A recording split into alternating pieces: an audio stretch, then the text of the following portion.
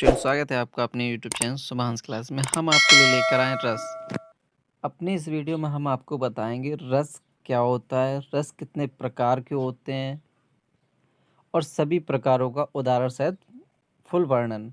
तो वीडियो बड़ा होने वाला है। आपको रस से रिलेटेड जितने भी प्रश्न आते हैं पेपरों में, सभी प्रश्न आपको यहाँ से मिल जाएंगे और रस के बारे में पूर्ण जानकारी आपको बहुत ही सरल रूप में बताया जाएगा। तो वीडियो को पूरा देखिएगा। यदि आपने ये वीडियो देख लिया तो आज से यदि आप कक्षा 1 से लेकर कक्षा 12वीं तक रस में आपको कोई भी प्रॉब्लम नहीं होगी। तो कक्षा 10 से कक्षा 12 या कक्षा 1 से कक्षा 12 तक के सभी के स्टूडेंटों के लिए बहुत ही महत्वपूर्ण है रस।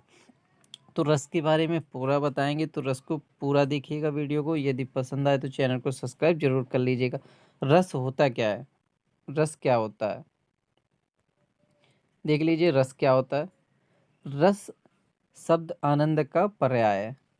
रस शब्द क्या है, आनंद का पर्याय। आपसे पूछ सकता है रस शब्द क्या है, रस शब्द आनंद का पर्याय। रसवादी आचार्यों ने रस को काव्य का प्रमुख अंग माना है। आत्मा के बिना शरीर का कोई मूल्य नहीं होता, उसी प्रकार बिना काव्य की निष्प्राण माना जाता है।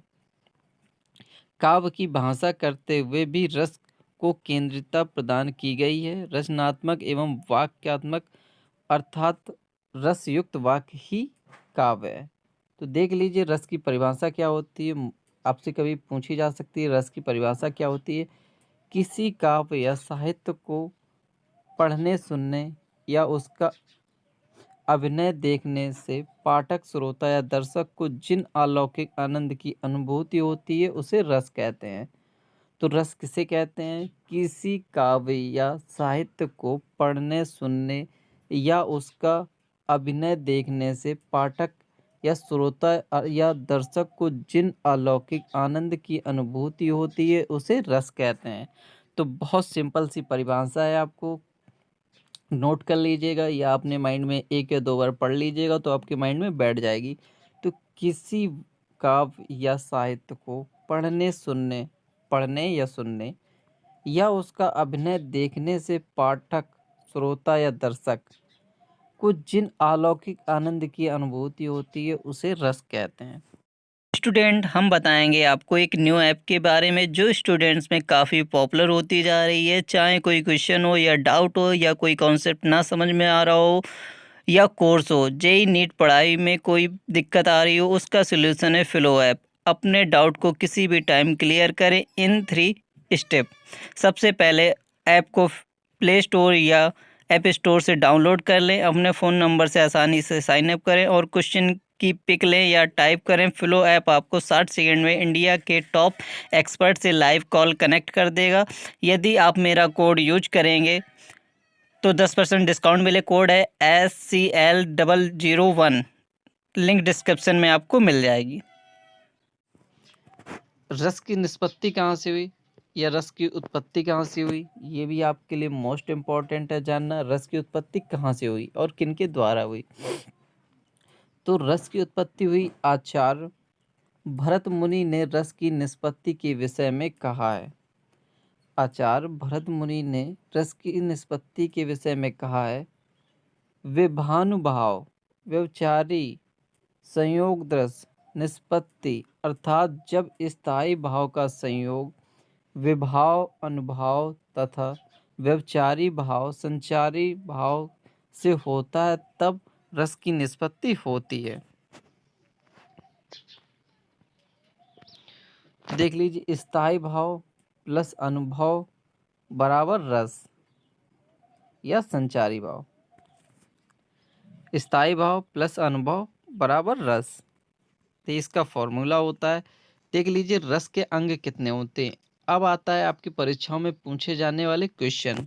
तो अब यहाँ से आपको बिल्कुल अच्छे से पढ़ना, एकाग्र मन होकर, क्योंकि यहाँ से आपके परीक्षाओं में पूछे जाते हैं प्रश्न। रस के अंग, रस के कितने अंग होते हैं। रस को आस्वाद योग बनाने वाले सहायक अंगों को रस के अंग या रस के अवयव कहा जाता है। रस को आस्वाद योग बनाने वाले सहायक अंगों रस के अंग या रस के अवयव कहते हैं। तो रस के अंग कितने होते हैं या रस कितने प्रकार के होते हैं? तो देख लीजिए रस कितने प्रकार के होते हैं। तो रस के अंग वैसे तो ये 4 प्रकार के होते हैं, नॉर्मली 4 प्रकार के होते हैं। स्थायी भाव, विभाव, अनुभाव और संचारी भाव। तो वैसे ये कितने प्रकार के होते हैं? स्थायी भाव, विभाव, अनुभाव और संचारी भाव। विभाव के 2 पार्ट होते हैं।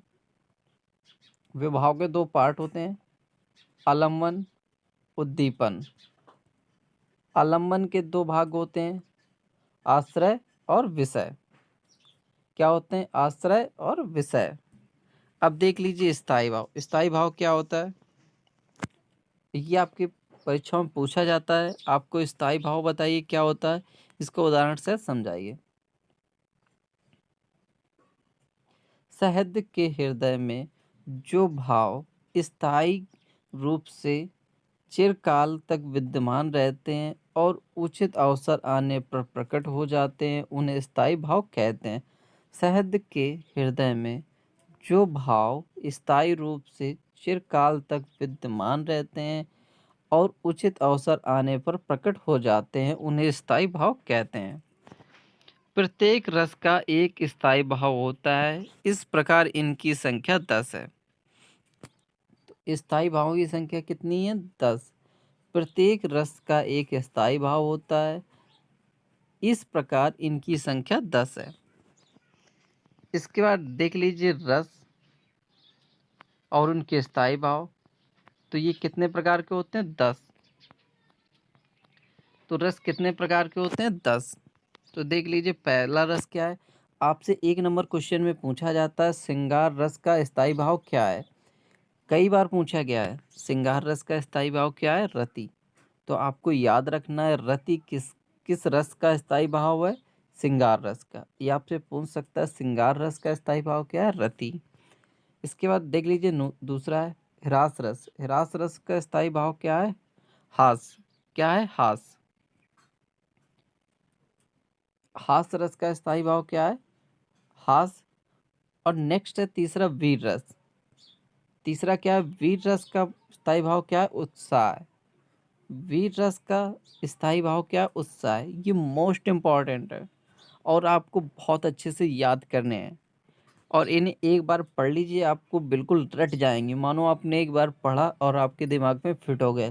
श्रृंगार रस का स्थायी भाव रति होता है। हिरास रस, हिरास मीन्स हास, तो इसका क्या होता है? हास। वीर रस, वीर रस मतलब क्या होता है? उत्साह। वीरों का उत्साह जो होता है उसे उत्साह कहते हैं स्थायी भाव। रौद्र रस, रौद्र, भगवान शिव रौद्र हो जाते हैं तो मतलब क्रोध हो जाते हैं, तो रौद्र रस का स्थायी भाव क्या है? क्रोध।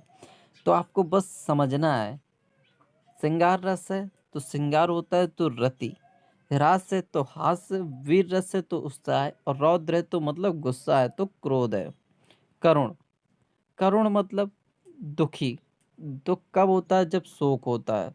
करुण रस, करुण कब होता है? जब शोक होता है या दुख होता है, तो इसका स्थायी भाव क्या है? शोक।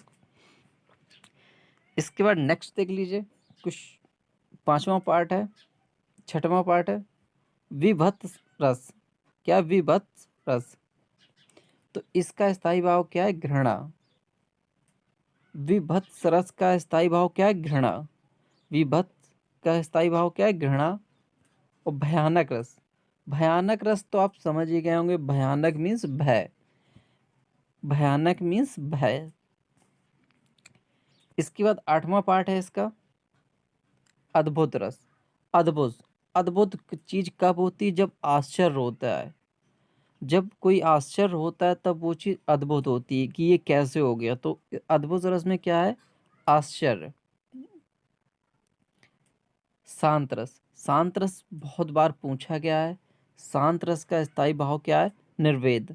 शांत रस का स्थायी भाव क्या है? निर्वेद। आपको पूरा वीडियो अच्छे से देखना है और आपके रस से रिलेटेड एक भी क्वेश्चन नहीं छूटेगा, ये हमारी गारंटी है। तो वीडियो को पूरा जरूर देखिएगा। शांत रस का स्थायी भाव क्या है? निर्वेद। वत्सल्य, वत्सल्य रस का स्थायी भाव क्या है?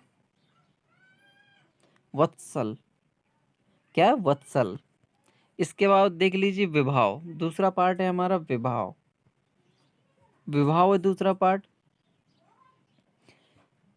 स्थायी भावों के उत्पन्न होने के कारण जो विभाव करते हैं, विभाव के दो भाग होते हैं। स्थायी भावों के उत्पन्न होने के कारणों को विभाव कहते हैं। स्थायी भावों के उत्पन्न होने के कारणों को विभाव कहते हैं। विभाव दो प्रकार के होते हैं।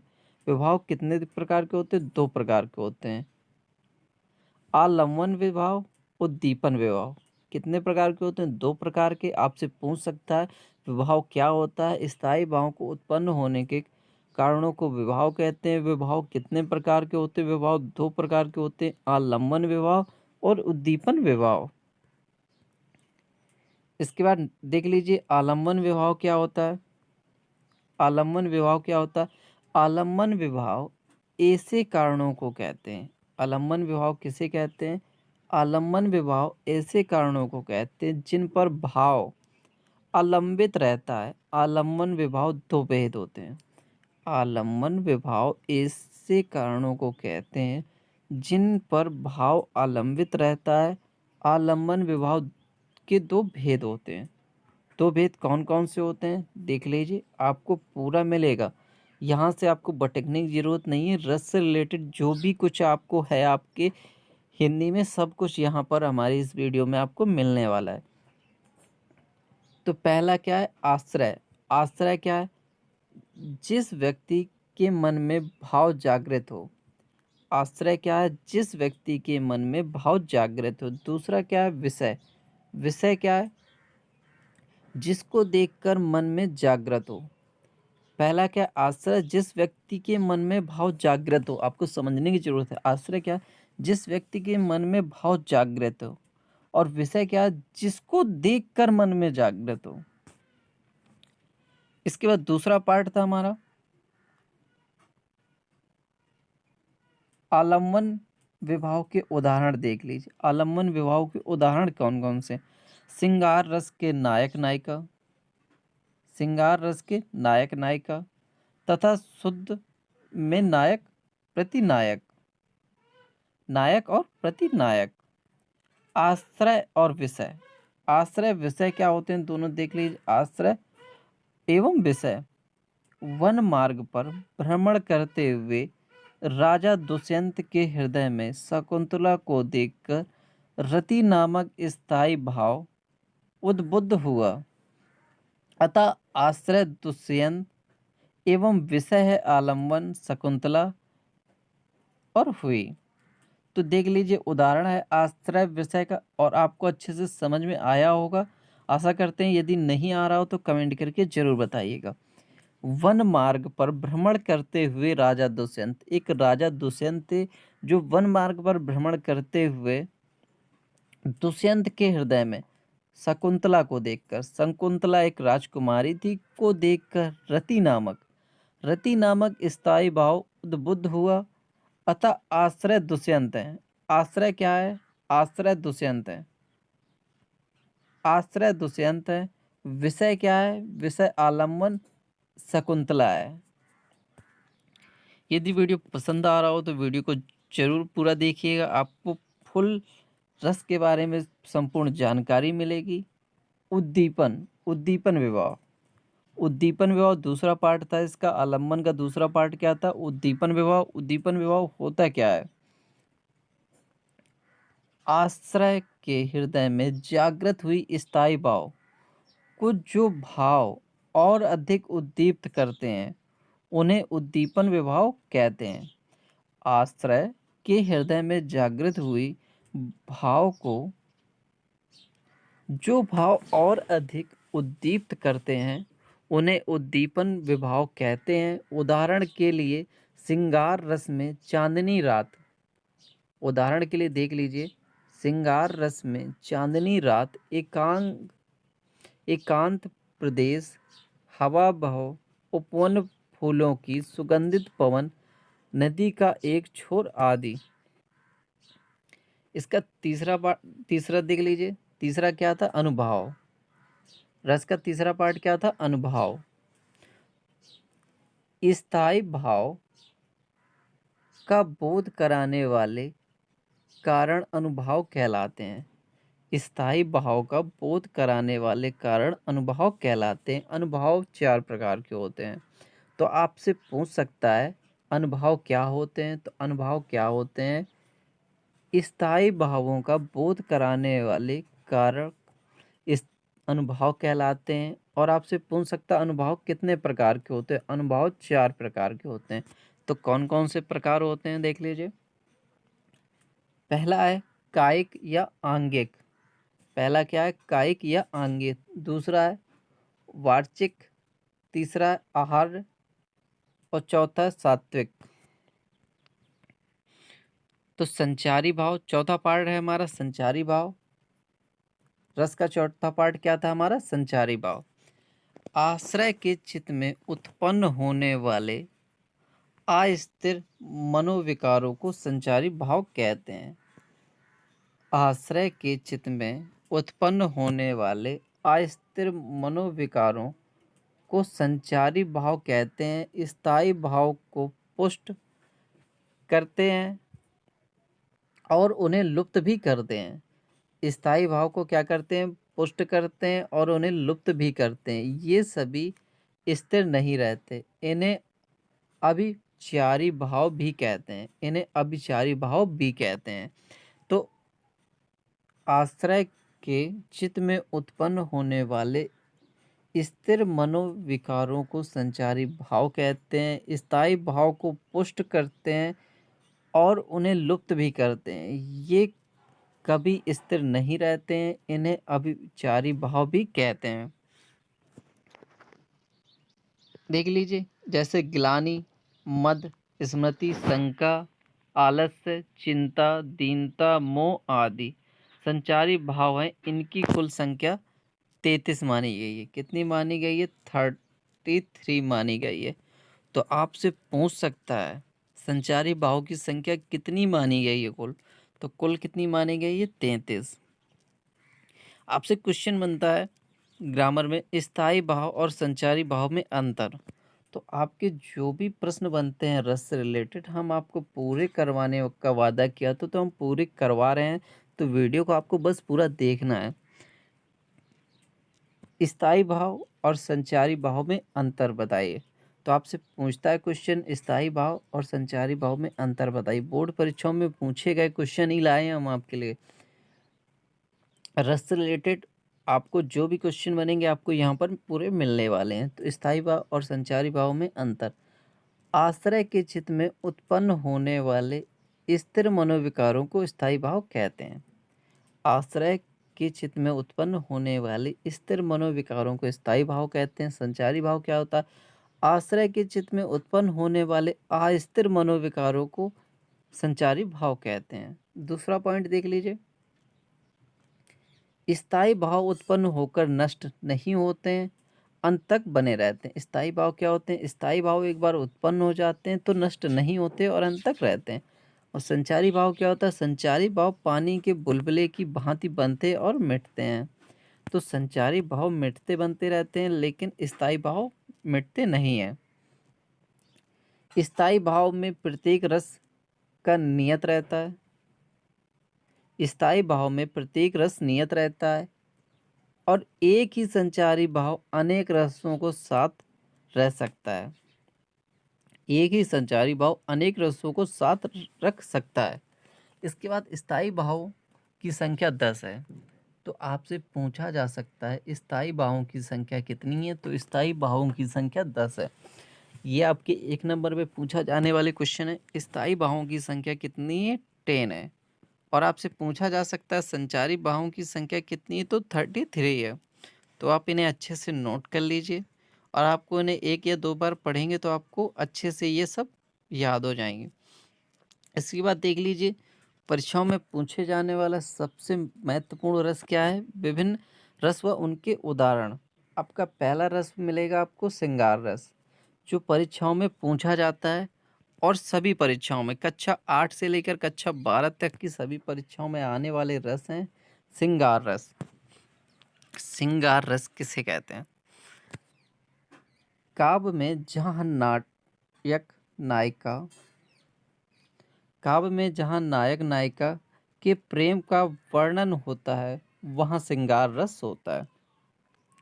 तो कितना सिंपल है।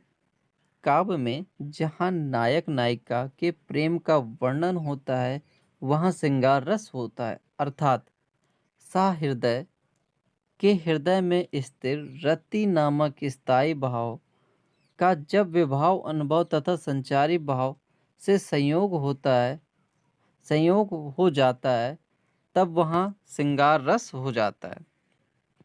तो क्या होता है, काव्य में जहाँ नायक नायिका के प्रेम का वर्णन होता है वहाँ श्रृंगार रस होता है, अर्थात सहृदय के हृदय में स्थिर रति नामक स्थायी भाव का जब विभाव अनुभाव तथा संचारी भाव से संयोग हो जाता है तब वहाँ श्रृंगार रस होता है। तो श्रृंगार रस का उदाहरण ये आपसे कभी कभी पूछ देता है, श्रृंगार रस का एक उदाहरण दीजिए। तो श्रृंगार रस का एक उदाहरण क्या हो जाएगा, राम को रूप निहारत जानकी। राम को रूप निहारत जानकी कंकन के नंग की परछाई। राम को रूप निहारत जानकी कंकन के नंग की परछाई यति समय सुध भूल गई। यति समय सब भूल गई कर टेक रही पल टारत नाई। तो कितना अच्छा उदाहरण है, और आपको यदि एक बार पढ़ लेंगे तो आपको याद हो जाएगा। राम को रूप निहारत जानकी, ये तब की बात कही गई है जब जानकी और भगवान राम का पहला मिलन होता है। जब जानकी माता फूल लेने जाती हैं तो वहाँ पर मिलन होता है, तो वो देखते ही उन्हें निहारती रहीं। राम को रूप निहारत जानकी कंकन के नंग की परछाई यति समय सुध भूल गईं। उस समय सब कुछ भूल गईं कर टेक पल टारत नाई। श्रृंगार रस के दो भेद होते हैं। श्रृंगार रस के कितने भेद होते हैं, या श्रृंगार रस के कितने प्रकार होते हैं? श्रृंगार रस के दो प्रकार होते हैं, संयोग श्रृंगार और वियोग श्रृंगार। श्रृंगार रस के पार्ट भी पूछे जाते हैं। तो श्रृंगार रस कितने पार्टों में विभाजित होता है? दो पार्टों में विभाजित होता है, संयोग श्रृंगार और वियोग श्रृंगार। संयोग श्रृंगार क्या होता है और इसका उदाहरण सहित बताइए। जो आपकी परीक्षाओं में पूछे जाने वाले हैं, सिलेक्टेड क्वेश्चन है। रस से जो क्वेश्चन पूछे जाते हैं सिलेक्टेड क्वेश्चन, तो वीडियो को आपको पूरा जरूर देखना है। वीडियो बड़ा होने वाला है लेकिन आपके पास अभी टाइम है तो आप इसे पढ़ सकते हैं, और जब नॉलेज ज़्यादा होती है तो हम उसे ज़्यादा अच्छे से कर सकते हैं। संयोग श्रृंगार क्या होता है? काव्य में जहाँ नायक और नायिका की संयोगावस्था या मिलन का वर्णन होता है संयोग रस कहते हैं। काव्य में जहाँ नायक नायिका की संयोग अवस्था को क्या कहते हैं? मिलन। मिलन का वर्णन होता है वहाँ संयोग रस कहते हैं।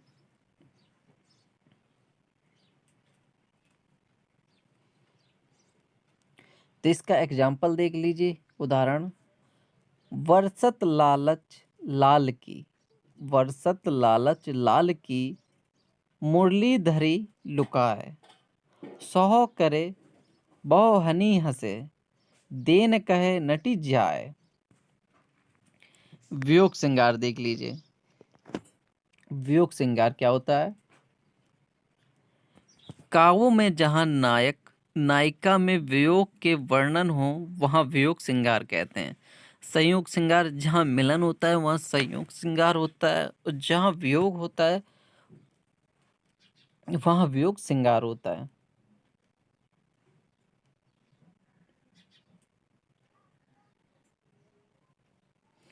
इसका उदाहरण देख लीजिए।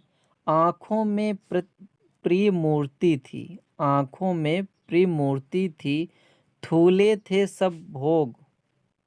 आंखों में प्रिय मूर्ति थी भूले थे सब भोग। हुआ योग से भी अधिक उसका विषम वियोग। आंखों में प्रिय मूर्ति थी भूले थे सब भोग। आंखों में प्रिय मूर्ति थी भूले थे सब भोग। हुआ योग से भी अधिक, हुआ योग से भी अधिक उनका विषम वियोग। ये उदाहरण है और आपको बहुत मुश्किल से उदाहरण मिल पाएंगे, तो हम आपके लिए ढूंढकर और सिलेक्टेड उदाहरण लेकर आए हैं। दूसरा रस क्या है हमारा? वीर रस। वीर रस का स्थायी भाव क्या होता है? इस उत्साह। शत्रु का उत्कर्ष, दीनों की दुर्दशा। शत्रु का उत्कर्ष, दीनों की दुर्दशा, धर्म की हानि आदि को देखकर उसको मिटाने के लिए हृदय में उत्साह नामक स्थायी भाव का जब विभाव अनुभाव तथा संचारी भाव से संयोग हो जाता है, तब वहाँ वीर रस होता है। तो वीर रस कहाँ होता है? शत्रु का उत्कर्ष, शत्रु का उत्कर्ष,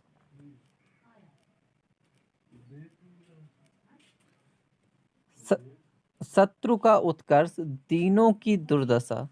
शत्रु का उत्कर्ष, दीनों की दुर्दशा, धर्म की हानि आदि को देखकर उसको मिटाने के लिए हृदय में उत्साह नामक स्थायी भाव का जब विभाव अनुभाव तथा संचारी भाव से संयोग हो जाता है, तब वहाँ वीर रस होता है।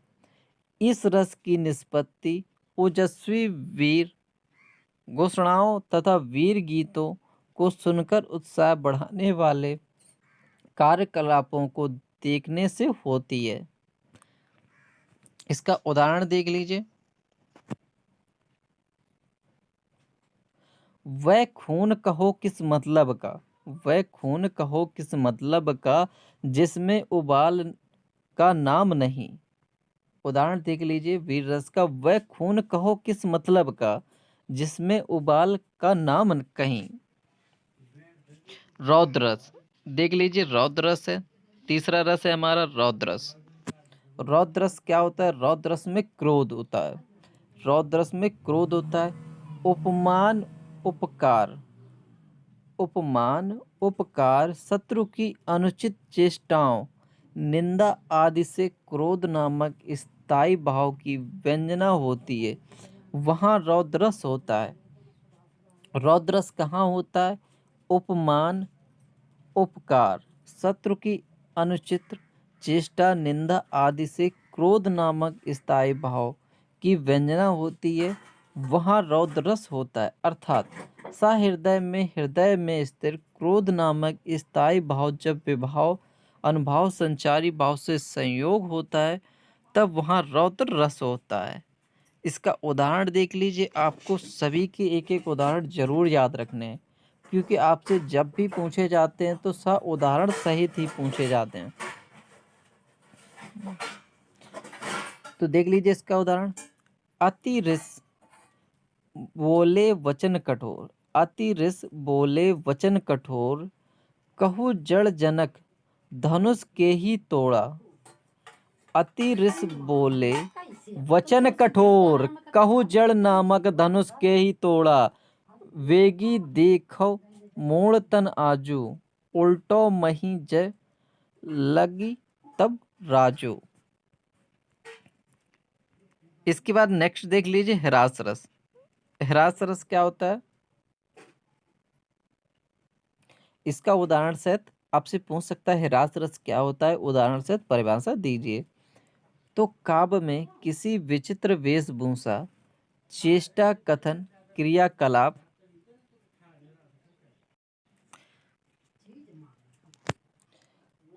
ह्रास रस काव्य में किसी विचित्र वेशभूषा, चेष्टा, कथन, क्रियाकलाप आदि हंसी उत्पन्न करने वाले कार्यों का वर्णन ह्रास रस कहलाता है।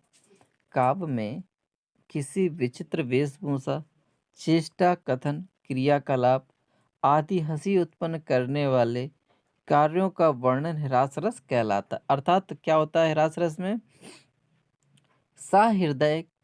हृदय में ह्रास नामक स्थायी भाव का जब विभाव अनुभाव तथा संचारी भाव से संयोग होता है, तब वहाँ ह्रास रस कहलाता है। ह्रास रस का उदाहरण देख लीजिए। उदाहरण मोस्ट इम्पॉर्टेंट है, हमने आपसे पहले ही बता रखा है, सभी के उदाहरण आपको जरूर रटने हैं।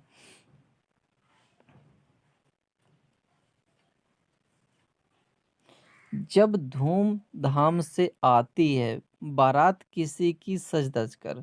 जब धूमधाम से आती है बारात किसी की सज धज कर, मन करता है धक्का दें, मन करता है धक्का दें दूल्हे को जा बैठे घोड़े पर।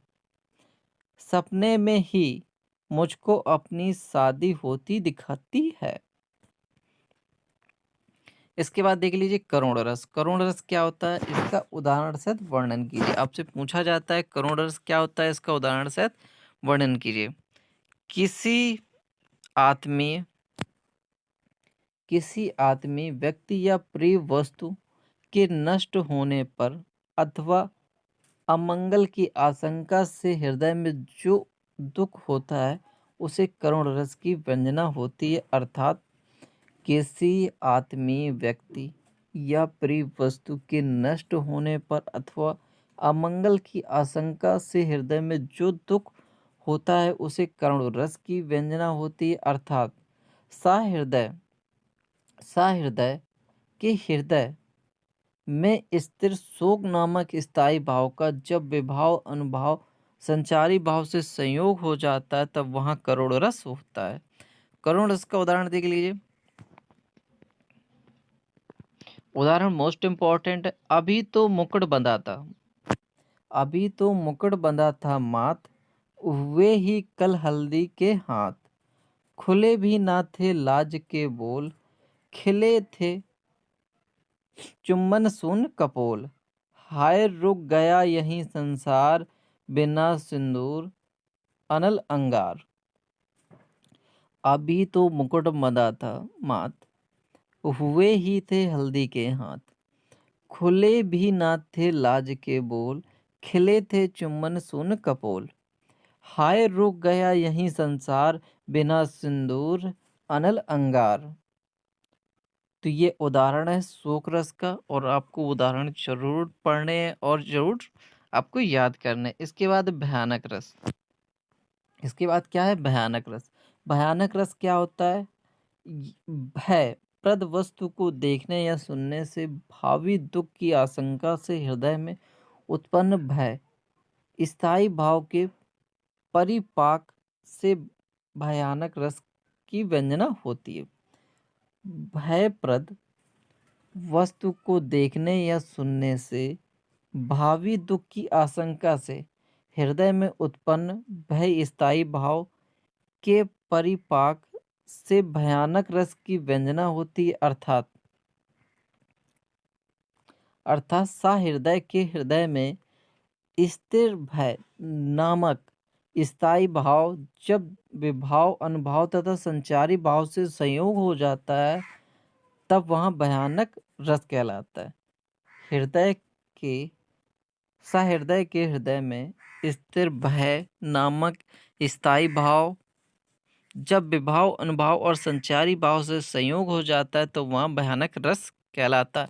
इसका उदाहरण देख लीजिए। इसका उदाहरण क्या है, एक ओर अजग हरी लखी एक ओर मृग राय, विकल वटोही बीच ही परयो मूर्छा खाए। इसके बाद नेक्स्ट देख लीजिए। नेक्स्ट रस है सातवां रस है अद्भुत रस। अद्भुत रस क्या होता है, किसी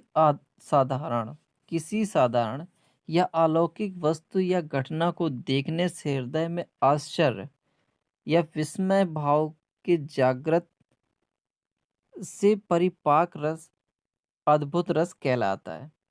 किसी साधारण अलौकिक या वस्तु या घटना को देखने से हृदय में आश्चर्य भाव के जागृत से परिपाक रस अद्भुत रस कहलाता है। अर्थात सहृदय के हृदय में स्थिर आश्चर्य नामक स्थायी भाव का जब विभाव अनुभाव तथा संचारी भाव से संयोग हो जाता है तब वहाँ अद्भुत रस कहलाता है। सहृदय के हृदय में स्थिर आश्चर्य नामक स्थायी भाव का जब विभाव अनुभाव तथा संचारी भाव से संयोग हो जाता है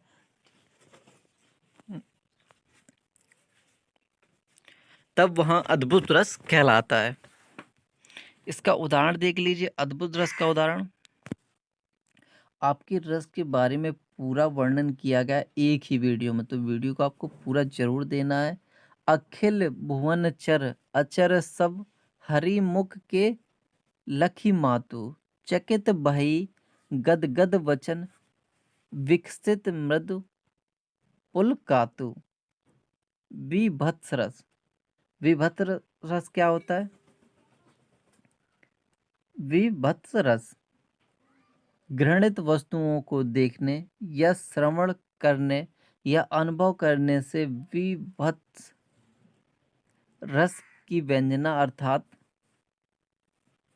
घृणित वस्तु को देखने, श्रवण करने या अनुभव करने से भीवत्स रस की व्यंजना होती है, अर्थात सहृदय के हृदय में स्थिर घृणा नामक स्थायी भाव जब विभाव, अनुभाव तथा संचारी भाव से संयोग हो जाता है तब वहाँ विभत्स रस होता है। इसका उदाहरण देख लीजिए। कोर अंत डिनी की पहिरी माल, इतर रात दिखावत काऊ चर्बी, लय लोप सहित निज अंगनी लावत, को मुड़िन ले मानी, मोद मुकुट मोर कंदुक लो डारत। इसके बाद देख लीजिए शांत रस, बहुत ज्यादा पूछे जाने वाला रस है शांत रस। शांत रस क्या होता है?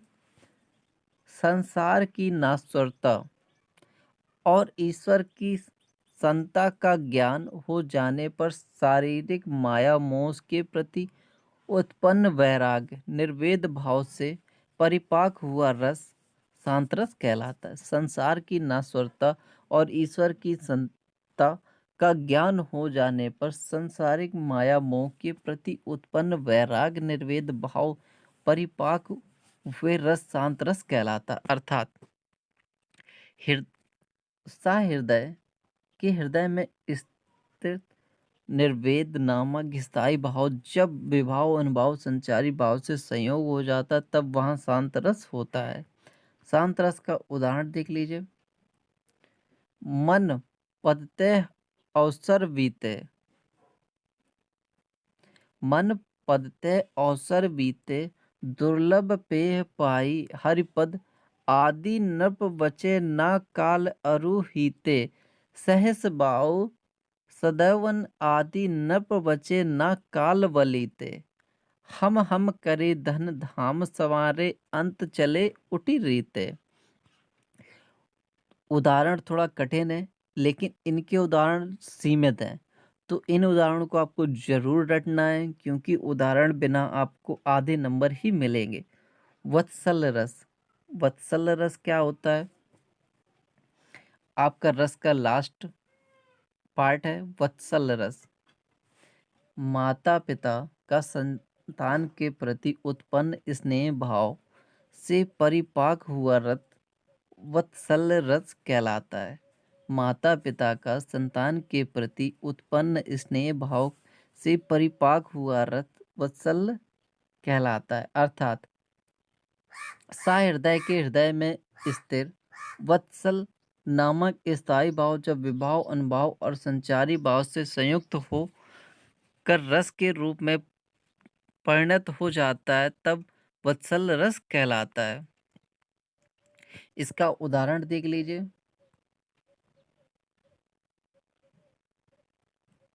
जसोदा हरि पालने झुलावे, जसोदा हरि पालने झुलावे, हलरावे दुलरावे, मलहावे जोई सोई कुछ गावे, मेरे लाल को काऊ निंदरिया, काहे ना आनी सुआवे।